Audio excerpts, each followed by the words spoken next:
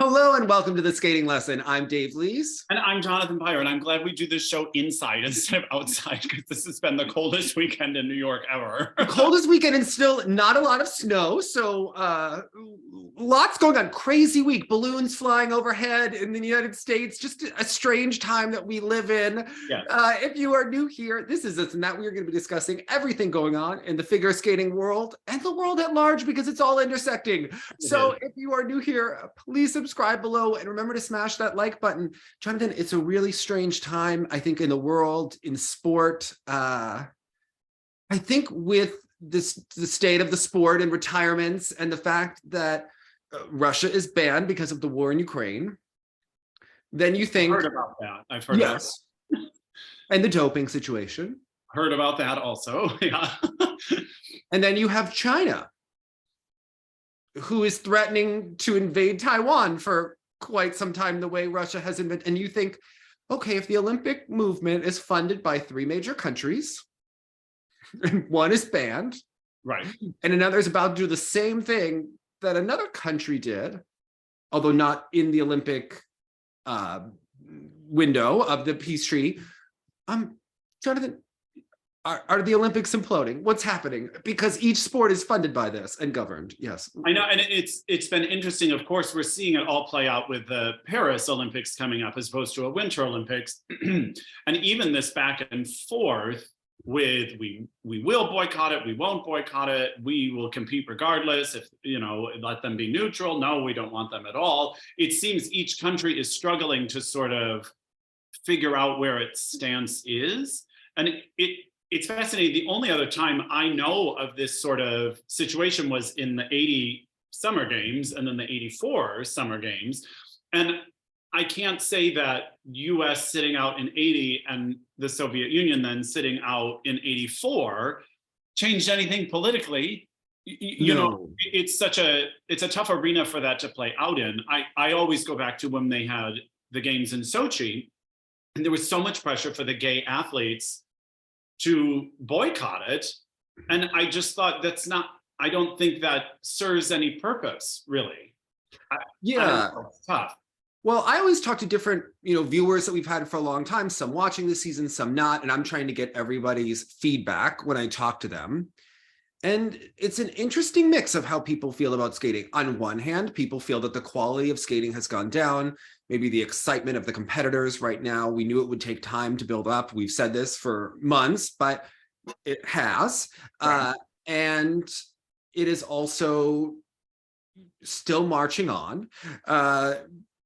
But it's not the same, right? And at the same time, people don't want there to be doping. That's just allowed, which this happens in cycling, this happens in track and field. People will talk about other sports, and the sports do march on, although I think everything has been dented in some ways by this.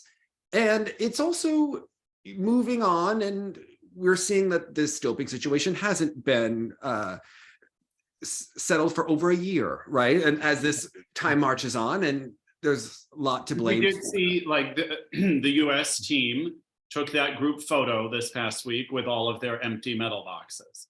Was that taken this week, or was it posted this week and taken last year at the games? That very well. They posted it last week, stating that the anniversary had come and gone, and there they were, boxes still.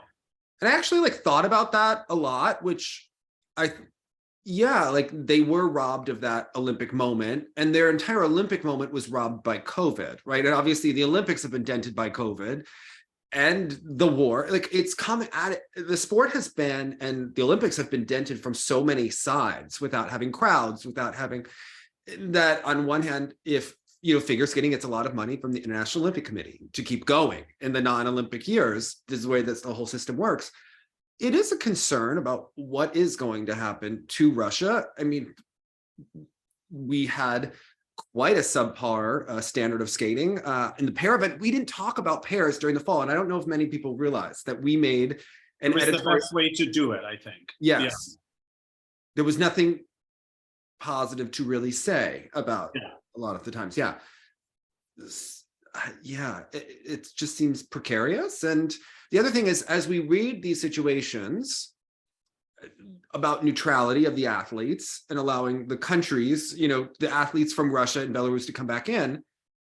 The time that this is all going to be decided is when the war is supposed to ramp up in Ukraine. So I don't know how this, and I don't think that there's any good solution, right? Like if people feel that the sports itself are boring because the standard is lower, that's one thing. But then when you allow Russia back, does the average viewer become disgusted by that because of what's going on with the war in Ukraine?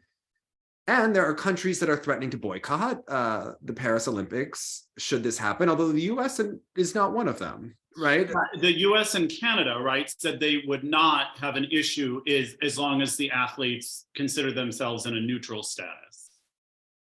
Which these athletes are all funded by the government. Some have taken part in rallies, they have no other way of making an income. They are completely dependent on the Russian government. So I do feel for them in that sense. I don't feel for the athletes who actually went to the rally and went out in front of.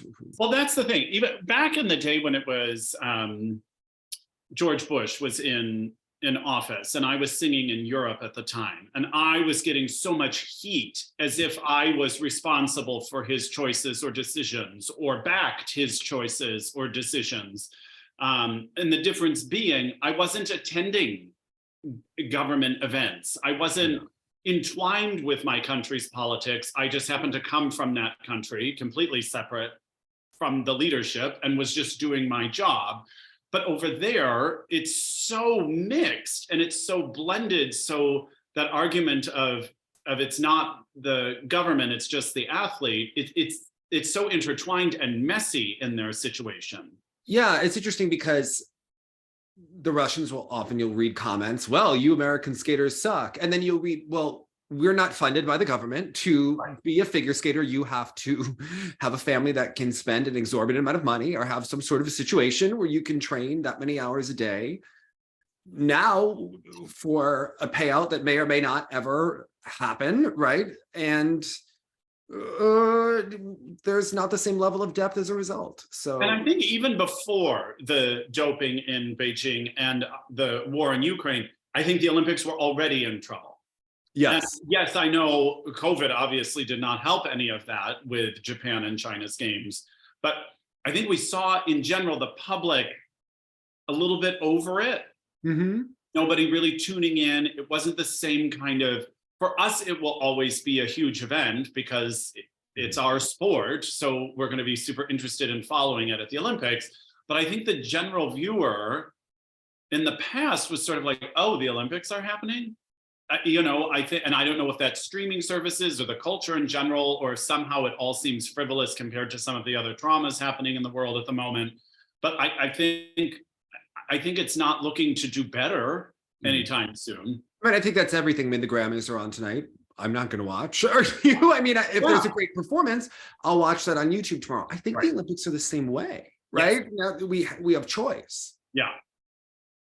Also, when you can't understand the scoring and it becomes so archaic, what is someone to do? I think we know that the Olympics, we get the same articles. That during an Olympics, there's going to be an article on BuzzFeed about costumes. There's going to be someone's face in the air looking like, right? I think that, but also I think that the sports have lost some of the magic. And I think it's any of these really subjective sports that they then try to make quantifiable have all suffered in the same way. Especially because, as we've mentioned, with the scoring system at the moment, it basically leaves the audience out of it.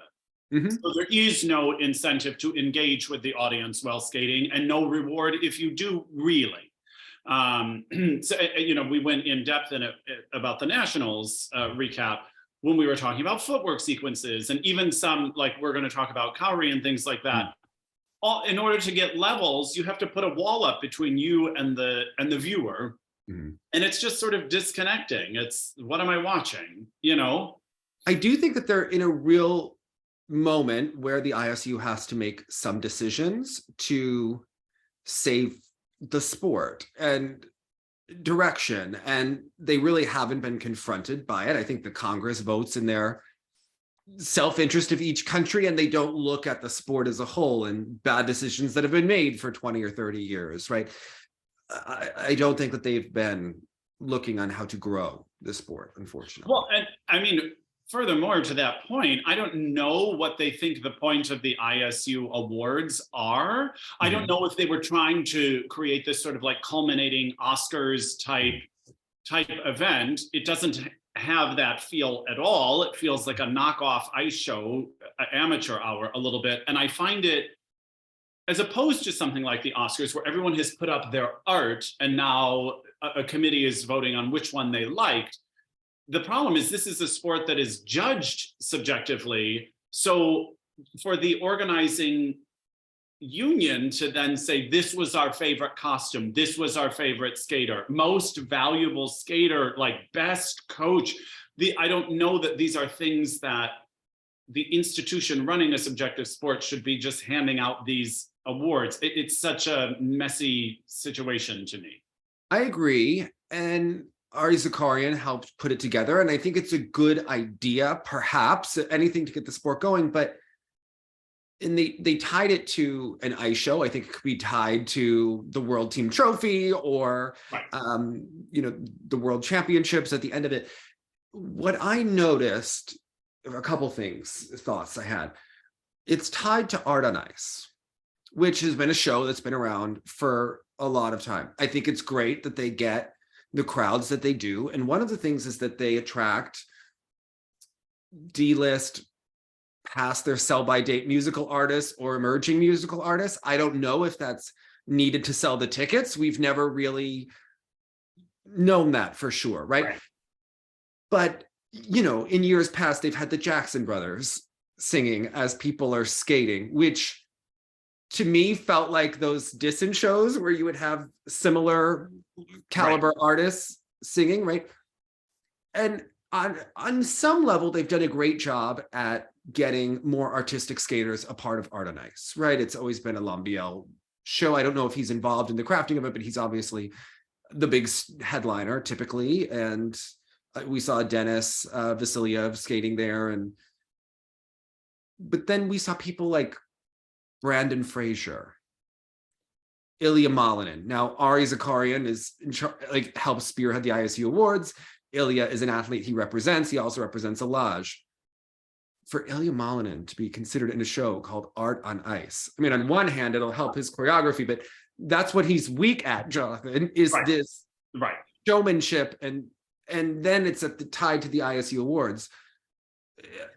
Well, and I have my own opinion about sort of show skating. I love that it can bring in a crowd. I love that it can afford these skaters another opportunity. But at the end of the day, we know right now, no one is working up masterful show programs like they're working on their competitive programs. Right. So also the idea that like the pinnacle of the year and these ISU Awards are given while everyone's kind of doing spotlight, thrown together, winging it numbers that are sort of not stellar. I don't know that that does something, as opposed to if it was combined with a more formal competition with the lights and the officiality of it. I think it would seem more legitimate to me.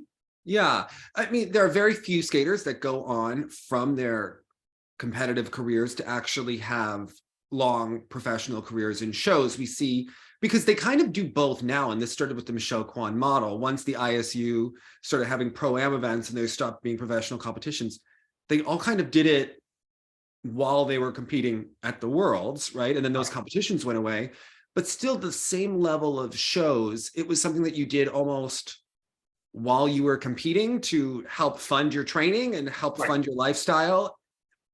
But it wasn't that thing that you got to do after you finished competing. So we've seen very few skaters take their pro performances that seriously. That's why it's like great to see something like Ice Dance International or some of these performances. But in terms of like a real pro skater, I mean, Ashley Wagner was a great show skater, but that was while she was competing. She hasn't kept that going. I mean, we see Lambiel, we see Jeff Buttle. I think Jason will continue to do that around the world, but it's something that's being more and more uncommon. Well, and again, when we really were first getting into it in sort of the mid 90s there, you still had Midori doing triple axels and Christy doing triple triples, and everyone was at their highest form. And then occasionally you would get a Nancy who was kind of burnt out and clearly was like, I'm not interested in maintaining that intensity anymore.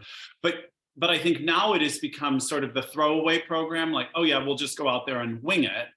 But the audience knows that. You know, we would like to see something polished, something rehearsed, something great looking. I personally could not be convinced to go to any exhibitions right now.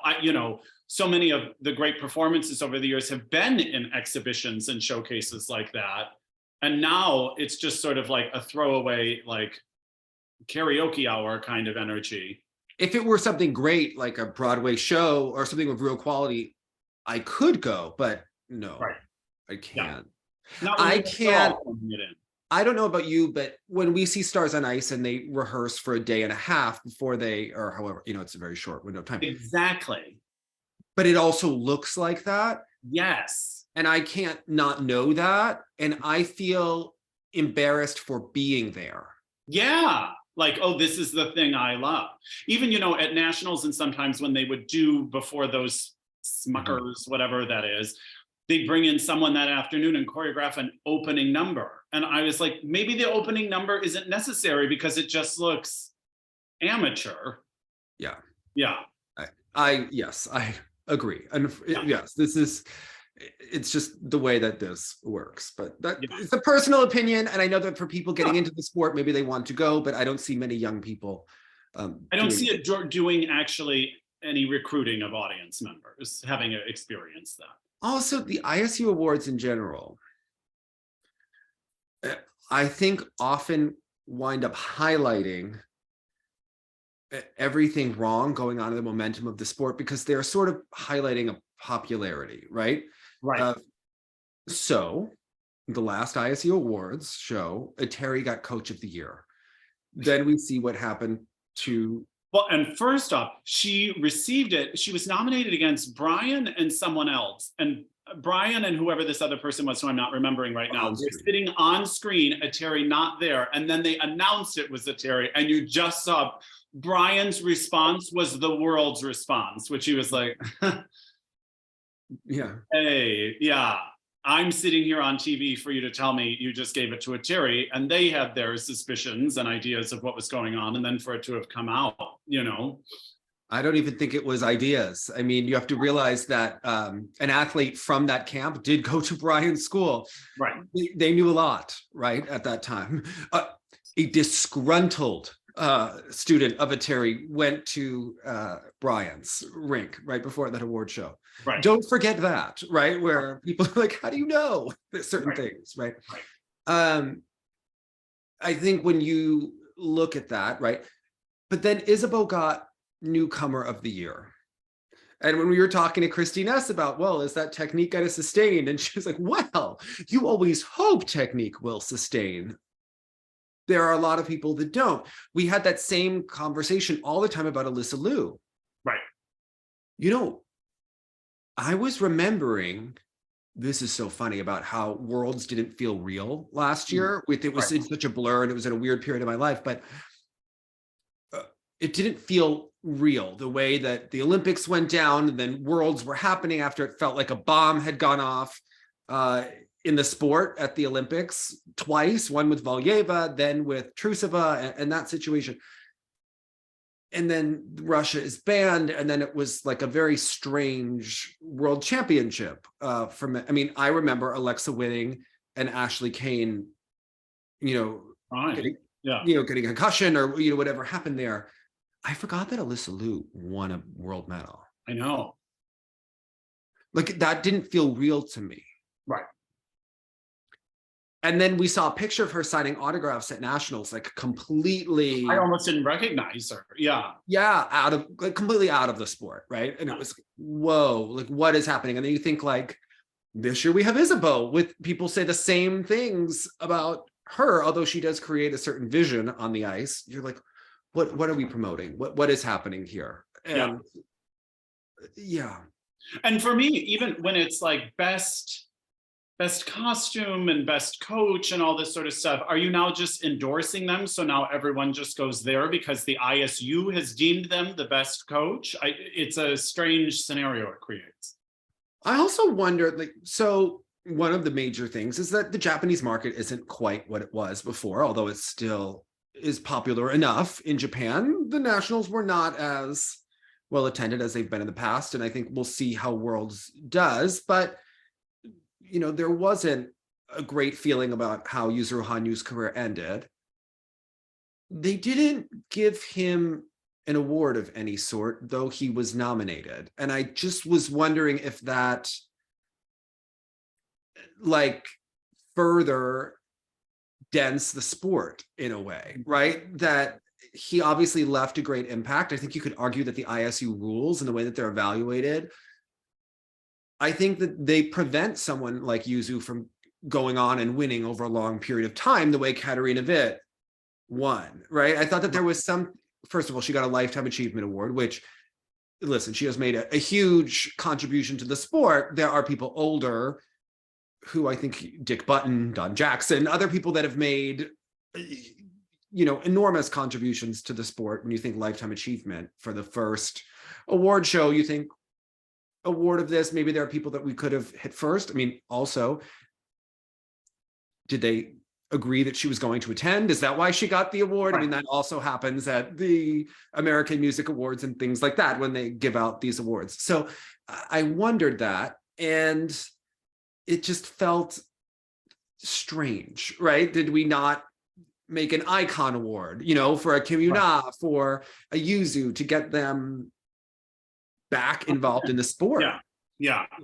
I don't know, that felt strange to me. Katarina Witt getting it, and then you think, so Katarina wouldn't have kept winning under a she kept winning in part because of the figures, you know, towards different, you know, she wasn't necessarily winning both the short or free program at different events. Right. So you think, okay, this is, the rules don't allow those long. Talk about those Carmen programs. Carmen did not win that free skate. Yeah.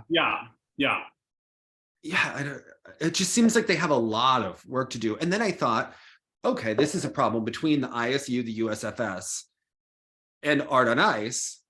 How interesting that Jason Brown, Ilya Malinin, Alexa, and Brandon, three of the biggest stars from the national championships in the US, went right from there to Art on Ice. Now, this was something that was obviously planned months in advance, perhaps before Alexa and Jason knew they were coming back, maybe not, you know, who knows when the contracts got negotiated. But Jason posted footage of rehearsing for this maybe in September on his Instagram, or early, right, in Los Angeles. So a long time ago, the time went into this. The four continents are this coming week. And we're hosting. We're hosting, and this is the ISU's major event, right? This should be their focal point, right? To have a major international event. It's kind of the warm-up for Worlds. There have been great four continents for many times. There were subpar four continents. I think the one in 2019 was a better four continents in LA. How strange that none of those athletes will actually be competing at four continents, because they're all earning guaranteed income and they don't have to compete at altitude at this event. That feels like a complete missed opportunity and very strange. Because the dates had worked out that I could have gone. And then I looked at the roster and I thought, I'd rather hold out for an event where it's more star power, quite frankly. Yeah.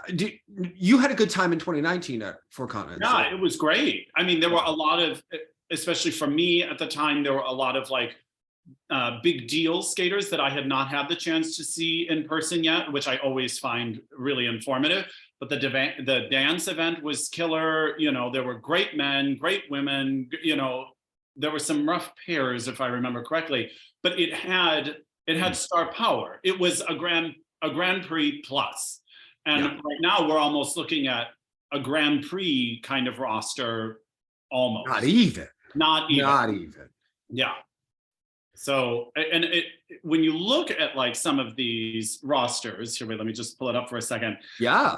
As I'm just looking at the names, anticipating who might do well, it's largely due to the absence of other factors, of other, factoring skaters. Like, for instance, in the men, you've got a Gogolev, Messing, and Orzel. But for Japan, they're not sending Shoma or some of their other top skaters, but they are sending Kawamura, Shun Sato, Shimada. Not even Yuma, because remember, Koshiro finished higher than perhaps Japan expected, and Yuma was injured, and we did. But then, okay. And that also, Yuma's absence, he was one of the rising stars over the last years. In this wave of retirements, his injury and Wakaba's injury, that's also damaged the sport, because they were the ones that were staying in that still had that big fan base, I think. Yes, and a name and a history, right? So, and I mean, Junhwa Cha will be there, which is great. I think it's his to lose, unless of course Shun Sato or Kawamura really. I mean, I'm excited to see Boyang Jin. I haven't said that very often, but he's been out and certainly a name, so that will be a storyline to follow. Liam Kapekis didn't have a great nationals. Jimmy Ma, had a good free skate at nationals. Maxim Naumov has really been rising over the last year. That will be interesting to see. Could he win a medal or finish near the top and perhaps move forward? But it's not the strongest field. And I would say the men's event is one of the better disciplines, along with dance. The women's, it's Amber, Isabeau, and Brady, Hyen Lee, Yi Lim, Cha-Yoon Kim, Ringo Watanabe, who's in it, I think. Yeah. Ringo Watanabe, Hani Yoshida, Mona Chiba, Maddie Schizas. And then I think we look at the pairs event, Trent and Leah, very new pair, Deanna and Max, a young Chinese team from Junior Worlds, Zhang and Yang, who are a new pair that they won nationals, Rico and Ruichi. But I mean, we just saw US pairs, and without Alexa and Brandon, it's Emily and Spencer, which they did make the final, Danny and Ellie, and Valentina and Max, who didn't have a great skate at nationals. Then, I mean, I want to see this because on one hand, it's still a championship, right? So there's still pressure and they have to step up. And quietly, Gillis and Poirier pulled out of Four Continents. Probably smart. Probably smart. Yeah. Although I think the risk there is you have Madison Chalk and Evan Bates coming off a strong performance at. Yeah, they could score a huge number. Yeah. Could score a huge number and get a lot of momentum that Gillis and Poirier had been having earlier in the season. Yeah. Does this turn that? I mean, I think it will make Worlds a million times more interesting because we haven't seen Piper and Paul in a while. So it will be almost like a clash of the Toronto versus Montreal, right? In terms of seeing that. And we'll see both Masato and Tim and Kana and Daisuke for Japan, Anthony and Christina, Caroline and Michael, Laurence Fourier, Baudry, Nikolai Sorensen, Marjorie and Zach, and Marija and Roman. I totally butchered that name, but yes, the Canadian team that used to be friends. So, yeah, I view this, and it's going to just be a series of Americans and Canadians on the podium. I view this as like nice afternoon viewing. Yeah. I'm going to watch. Am I excited about it? I'm going to watch. There's no real head-to-heads either, and that's what, I mean, I understand why some of them are trying to avoid that. Like Alexa and Brandon obviously wanted to go do the tour, maybe for financial reasons or whatever their reasoning is. It would have been more exciting for us to view the matchup, but that exact matchup could be exactly why they did not want to go. Yes. Yeah. Which is a huge problem for the sport. Yeah. If I were the ISU, I think the ISU has to start looking at appearance fees for certain athletes to keep them competing. I think that's a very, we talked about the USFS. Frankly, if the ISU wants their Grand Prix to do well and their, events like Four Continents, I do think they probably have to look at to appearance fees. I mean, think when Four Continents first started, I remember being like, oh, this is just an apology for us not having a Europeans kind of event at this time. And it was, kind of a hodgepodge and sort of had Finlandia vibes to it. But then in the past few years, it has become a real championship. But then again, now it's sort of getting so watered down. This feels like an Olympic year for continents to me, where most of the top people don't go. But I think that they really have to look at how to make this sport financially viable for people. And I do think that appearance fees for a Jason Brown, for a Shoma, for a Yuma, right, to get those skaters present. Yeah. Because you need to sell something, right? Football doesn't have a playoff season where you can choose not to go. Right. Right? Like, because you might face a big team you'd only want to face in the final. Yeah. That doesn't happen, right? That's a huge problem for a sport, right? If they're setting this up. Four Continents was created to make money for the ISU. It was an invented event. I mean, they used to have a North American championship back in the day of Laurence Owen, may she rest in peace. She was the reigning North American champion, right? And my favorite trivia is that only Dick Button is the American that won Europeans one year. Yes, 1948. Yes. But it's a huge situation. So also, what's your take on Johnny Weir and what's going on? Yeah, this was also an interesting choice, if it was indeed that of the ISUs, to have Johnny host. And again, in my very brief, limited experience in TV stuff, I now question how much is really them and how much they are being instructed on how to act or encouraged on how to behave. And so something was very odd and uncomfortable about it for me, just the banter in general and that presence up in that little interview area or whatever that was. It was awkward. It was awkward and uncomfortable, and I don't know why. I don't know if that's what Johnny's bringing to the table or if that's what producers or event organizers think is interesting or cute or something. I become more uncomfortable as he becomes a bigger and bigger caricature.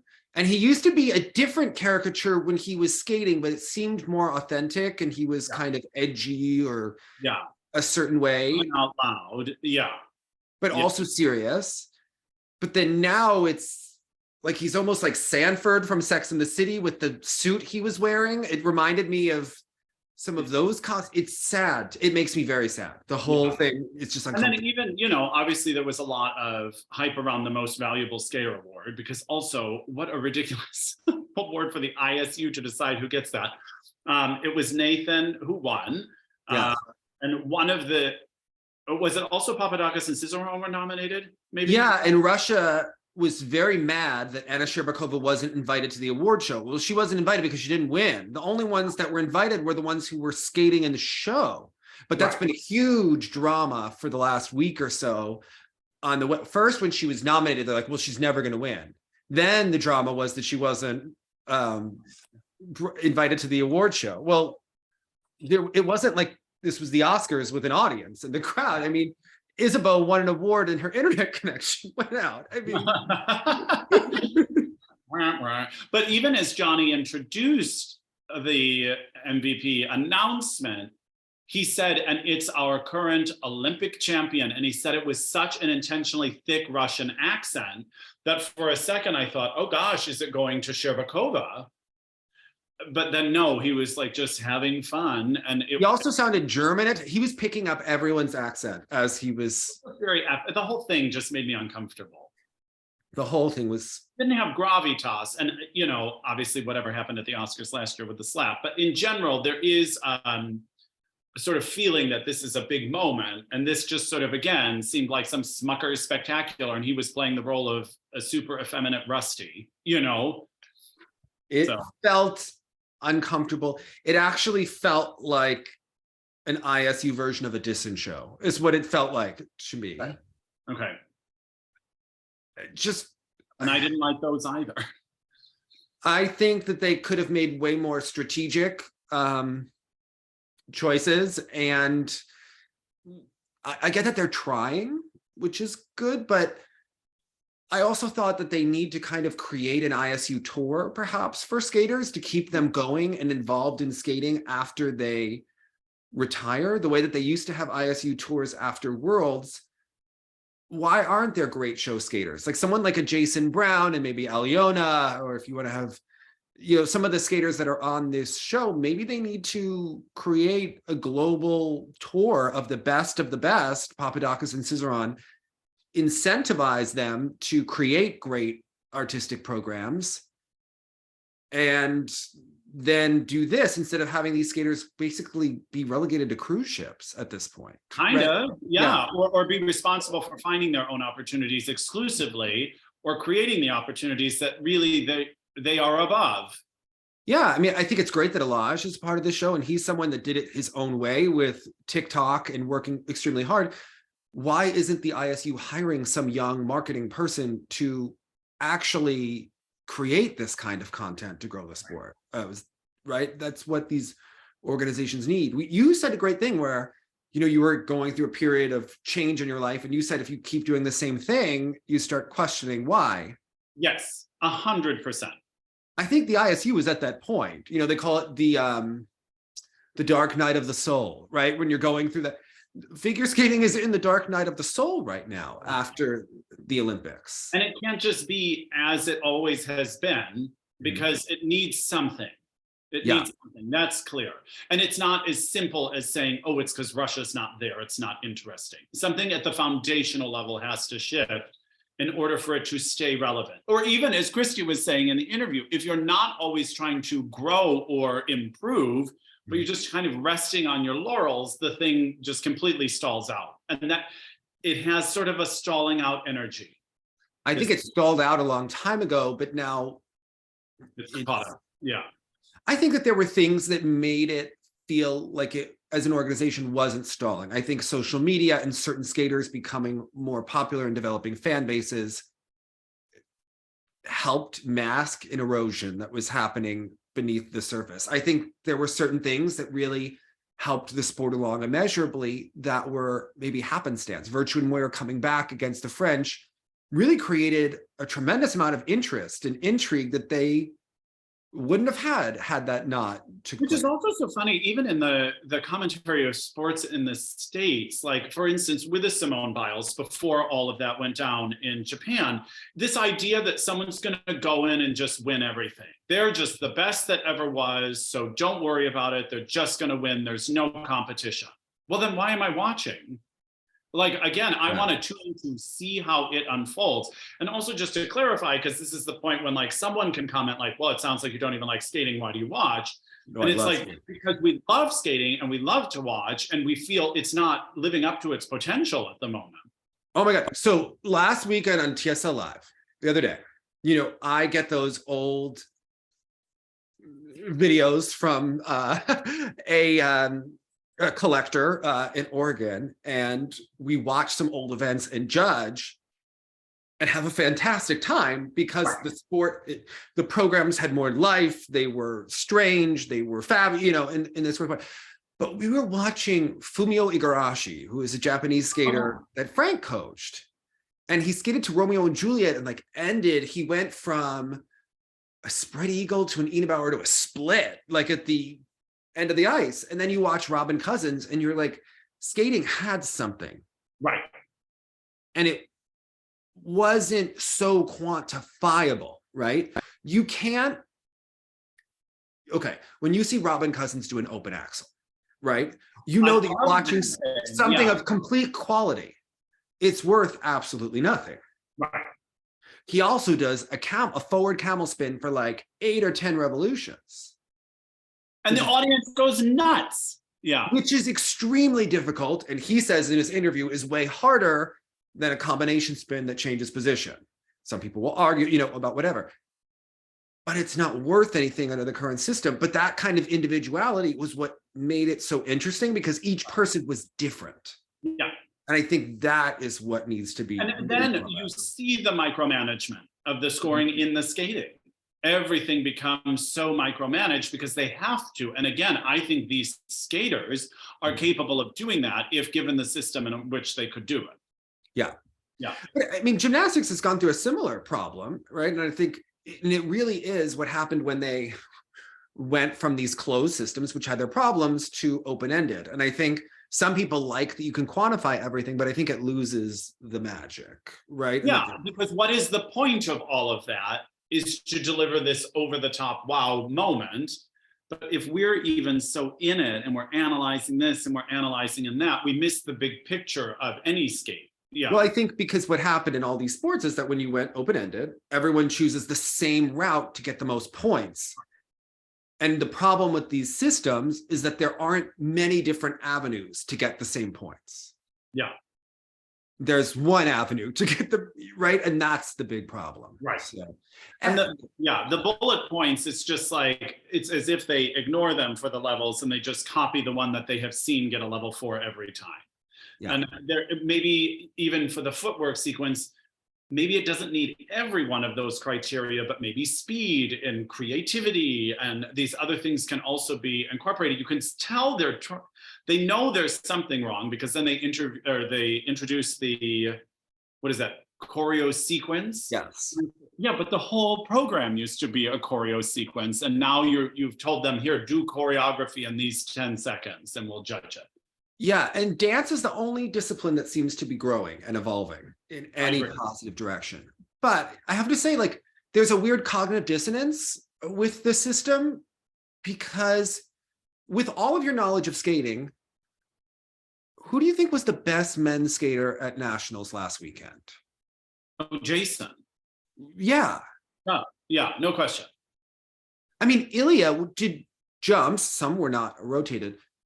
His skating seemed maybe at an intermediate to novice level artistically and with components. And the performance wasn't there. Yeah. Zero. Yeah. Like, so what is the point of it? Yeah. I felt sad when Nationals ended and Jason skated that program, and I thought, wow, we may never see another program like that again.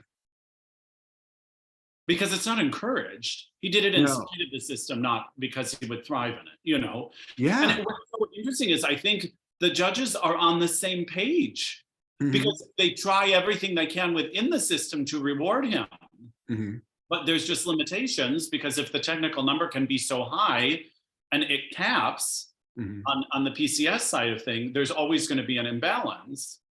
I was listening to some episodes of David Santee's podcast this week, and it was interesting because he was the caller that helped, that gave Brady the same calls that she got from Scott Brown. And I thought it was so interesting because he's someone that you can tell just loves to be a part of skating. When he has these guests on his show, like John Misha Petkovic, right? He's just lambasting the current state of the sport to David Santee. And you're almost like, oh my God, David Santee doesn't realize that it's coming, right? Because he almost is pro IJS because he's chosen to be a caller, right? You're buying in. Right. And everyone else is like, yeah, it's what's happening. Would this sport, as it is in this moment, draw me in like it did when in the 90s? I don't think so. I don't think so either. Well, it isn't drawing people in.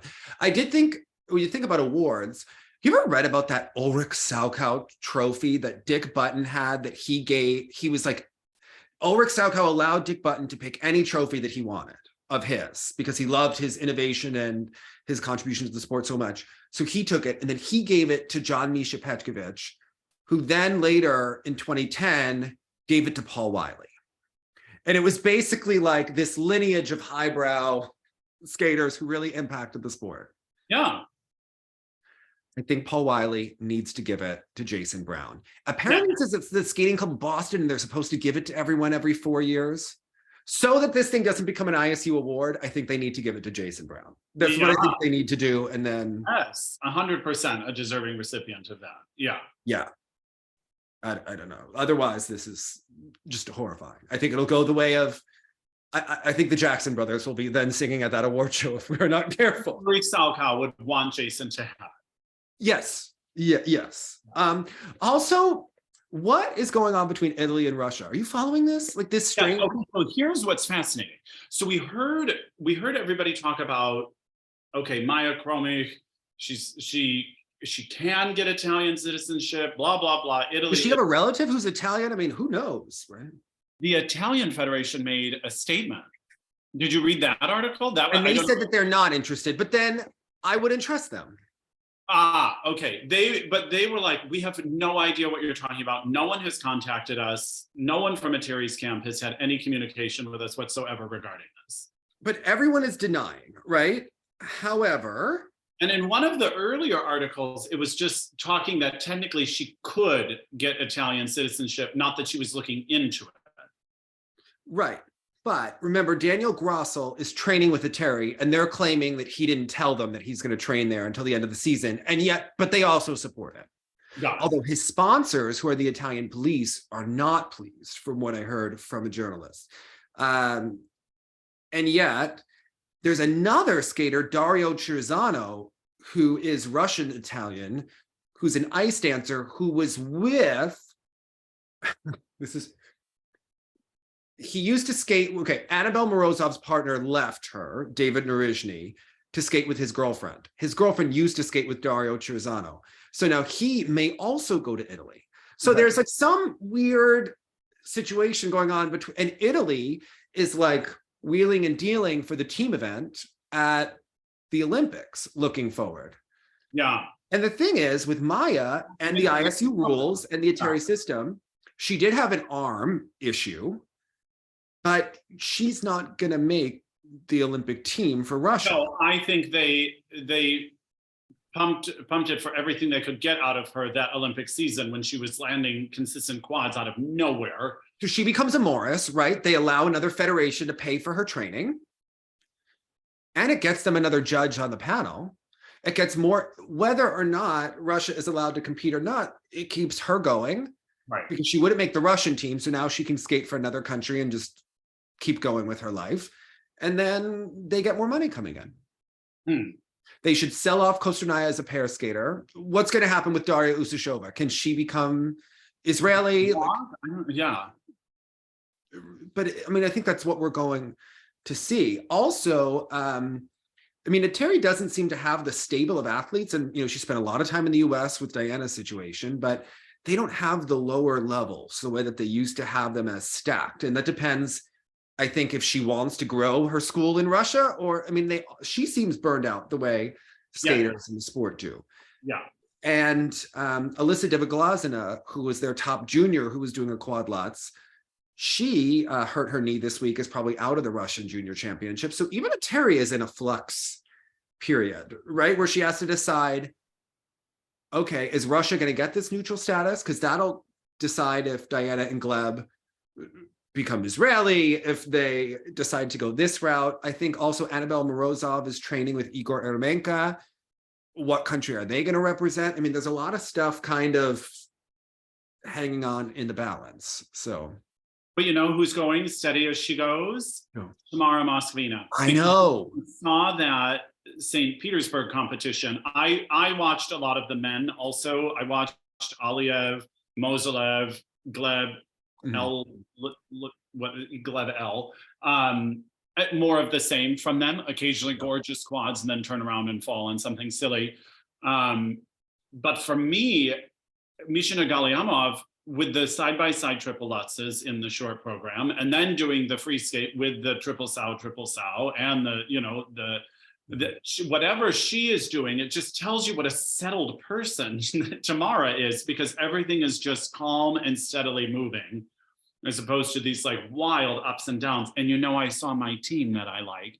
Kaganovskaya. And yes. I love this free dance. It's, again, something is different about every single lift and spin they do. Occasionally she's like on the ice too much for my taste. Like at one of the exits of the spin, she like plops to her knees in the exit, and then she's like basically lying on her stomach in one pass through moment. But so much of the lifts and the spins are so unique and unlike anyone else, which is, I think, also Tamara's secret weapon. You know, that one of the things that was a problem about the Atari camp for me was the formulaic quality of every single program and costume and music and person and jump content. Like, it was just so much the same. And just to see these individuals, both in Krylova's team and then Mishina and Galliamov, was just really nice to see after a while. And Masvidal repeats things, but in creative ways. So do you ever like take your melatonin at night and then watch old skating videos? Or is this like something that only I do? No, 100%. That's what I do. All right. So after we were chatting with our friend Elena Bechke, you know, I was looking up her one night. You know, they skated at the 99 World Pro, an old event that people here probably won't remember. They skated to Snowstorm, which is what Mishina Galliamov skated to last year. Elena did it better. But anyway, fabulous. I mean, Tamara knows. Pretty good looking partners. I was always a big Denis Petrov fan. Especially as a pro skater, actually. Yeah. Give him an ISU award. I mean, come on. Yeah, he's getting a Jonathan award anyway. You ever see when he skated pairs with Christy? I mean, I'm sorry, Rudy, but this was Christy's real partner. I mean, right, exactly. God. And then married Chen Lu? Are they still married? Yes.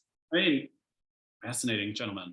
Okay. Yeah, yes. So but again, what she's doing is then if she gives them that same music, there's 20 years in between it. Mm-hmm. It's not everyone on the same damn season doing the same kind of music and costuming and program. Yeah.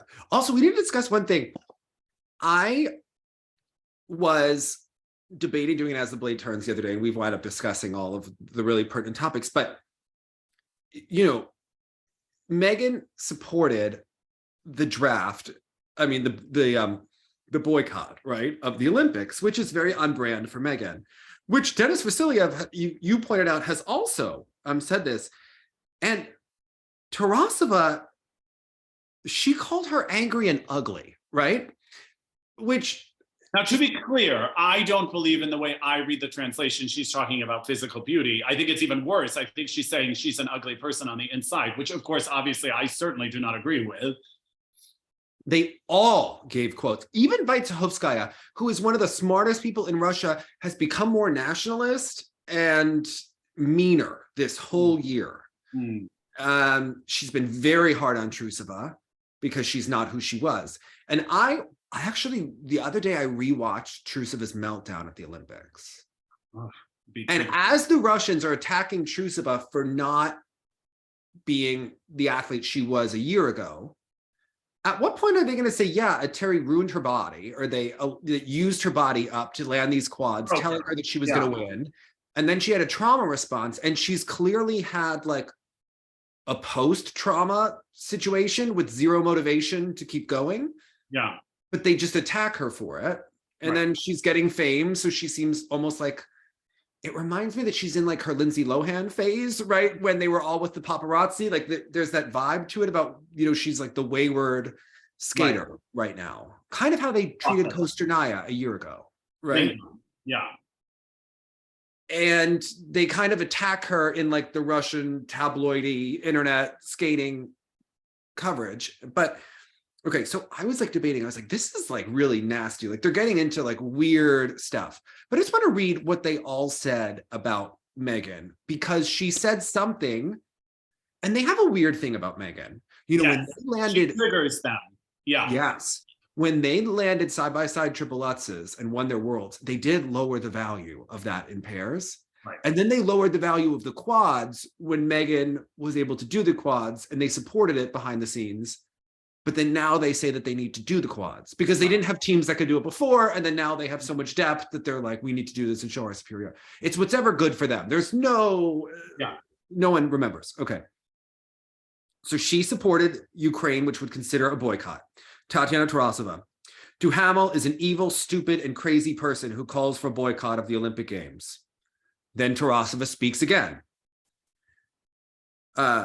She was always angry and ugly. I wish her children to fall into our position. Vasiliev. Duhamel must put on her skates and not open her mouth again. And then they bred democracy in sports here. Gubiernev.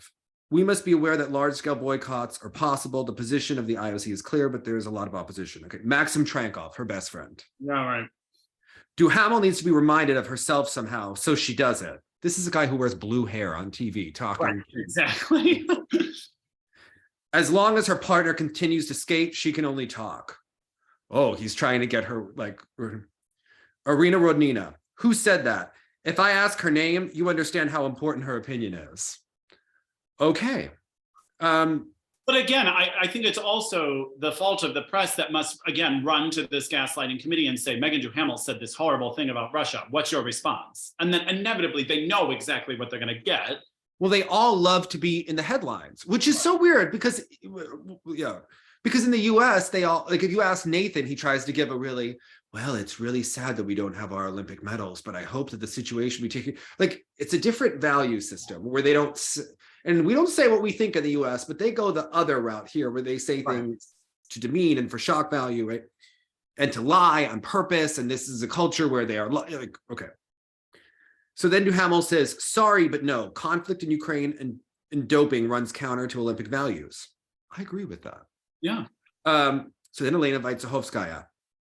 The former Duhamel and the current one in my mind do not fit together. Logic and common sense noticeably disappeared from her reasoning. So she said that war in Ukraine and doping are counter to Olympic values.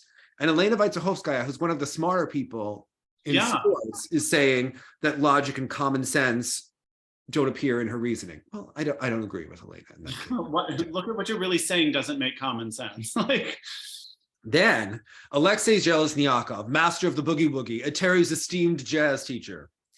Duhamel is a toxic girl. This happens when everything is bad in her personal life. Happiness to her womanish, as they say. So something that seems misogynistic, and he's calling her unhappy, but she does seem kind of happy with her daughters, I have to say. I think she was just saying Olympians should be clean and their country shouldn't be at war. Yeah. I don't think that was an outrageous statement to have made. You know, but she's angry and ugly, potentially on the inside, potentially not. We're not sure, but Tarasova should be discussing beauty. Like, but to end on a happy note, I was very thankful to watch, what was the event that Kaori was at? What was that? The National Sports Festival of Japan. Nice to see her do those triples there. She had a great score. She had 2 great skates. And also, although I am unsure the motivation behind Oda's comeback or its success rate, it was just lovely to see. He really does hit some pretty positions with his body in certain moments, and was listening to the music in that free skate. Loved the costume, loved the music of the free skate especially.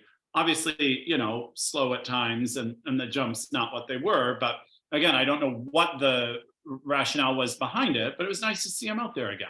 Because the last image I have of him is skating around with a cast iron pan on his head with the egg. Do you remember that commercial? It was like going viral like crazy. He was just skating around with like a frying egg on his head I don't know if it was commercial for eggs or for the pan, but it was nice to see him back out there. Yeah, I mean, look, he was trying a quad. I mean, yeah. I forgot that he has the best knees, but not the best edges. It's very interesting how that. But here's something I didn't necessarily think of when I thought of his past skates was this incredible posture in a lot of the choreographic moments. It was really nice to see.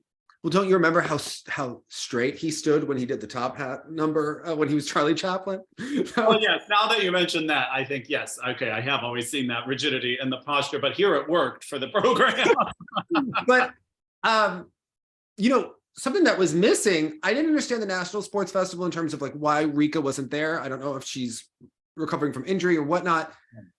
And did you see, and also Kaori's sow and her loop are really scaring me. She's not very square on the takeoff, and both jumps were a problem at the university. That was a nail biter for me, for sure. Yeah. They were nail biters in this program, yeah.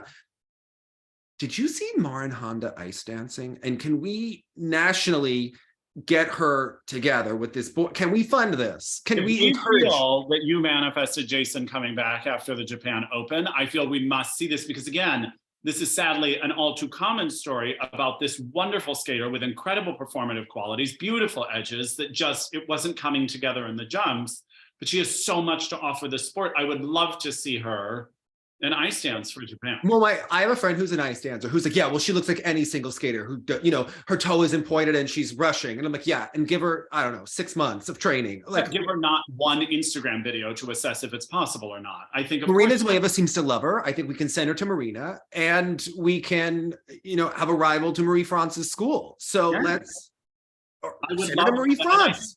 Important, especially now with the success of having a para team in Japan. I think the more work they do in creating disciplines, I think it could really help them. Rika could be a great pair skater.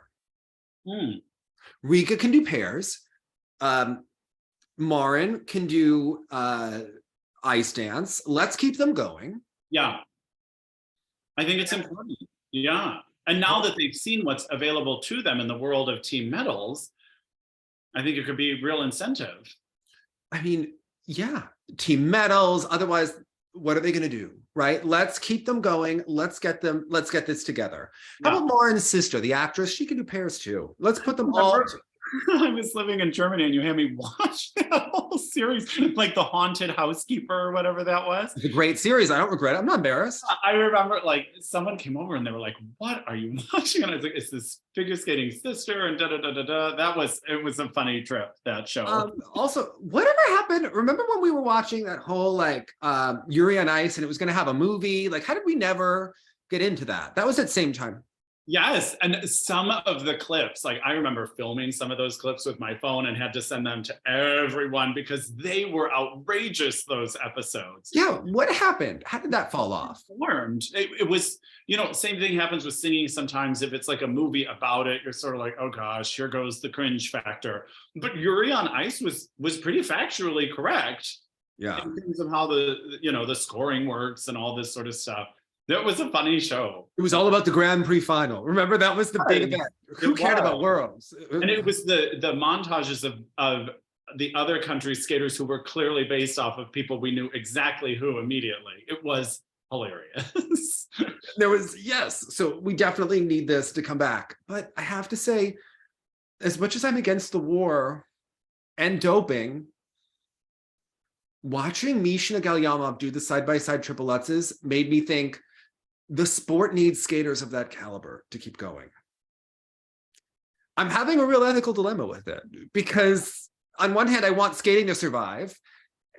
And on the other hand, I'm against it. In particular, I think that's the discipline that has just been ripped to shreds. I can allow your ice dancer to. I like them. I like them very much.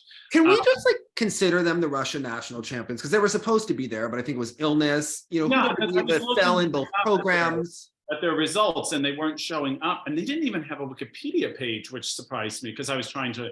And the ISU thing, of course, they're not putting in their program information for this season. But I was curious what exactly the music was to the free dance because I enjoyed it so much. It was kind of this sort of the feeling begins energy, but then it was also, I couldn't quite tell what it was. Yeah, I'm about it, right? Yeah. Also, have you ever noticed that every girl from Canton, Michigan, who ever trained together, they've adopted the same pageant persona in the same way. So Evan Bates was talking about how Madison's rhinestones would cut his ear and make them bleed. And Chalk is like, oh, as if she's never heard it before. And doing her this is the first I'm hearing of that. Yeah. And I was like, that's exactly how Meryl would answer that question. Interesting. And it's similar to Maya Shibutani. And I'm like, oh my God, they all have developed the same Tessa Virtue pageant persona. Is it just from being around each other? Why is every female ice dancer similarly shocked as though? Yeah, give us substance. She clearly has depth. I'd like to hear about. She can clearly design. Yes. Yeah. I thought if she's getting that award, why didn't they interview Matthew Carone and talk about? But they were showing him in the footage, right? Yeah. They were showing him working on it and stuff. But yes, I would have thought that would have been the designer who would then receive that award, not the person who wore it. Be like if you like someone's music the most and then. Well, I was curious did she co-design with him? Did she bring him the design? We didn't hear that. So I was intrigued. Because the other actually, in the nominations, the other people said the designer, and this one said that she was the designer, not Matthew. So I thought that was interesting. Oh, so maybe Matthew made her design or whatever. Yeah. So then I thought, is she going to design with him after? What's next for Madison Chalk? Yeah. They didn't ask that. Johnny didn't ask that question, but he asked Shailene Bourne really important questions like, Shailene, how do you pick music for a skater that's going to win? And what possible answer are you looking for in that moment? I don't know, but Shailene answers everything like she was just on a yoga retreat. That is her go-to. Amazing. Oh my goodness. Well, what was your moment of the week? I'm going to say, I'm sorry to say, but watching that free dance from St. Petersburg, it was just so interesting to see new moves. I'm going to say Mishina and Galliamov side-by-side triple lutzes. I'm sorry, Meagan Duhamel. I've never seen people do side-by-side triple lutzes that looked as unexpected and easy as that. Yeah. It was a real. We don't know what they're on, right? That's fair. I know that no matter what you're on, to still hear the music and choreograph each harp movement like they were doing in the free dance, that still happens. So I'm okay on that. Yeah, okay.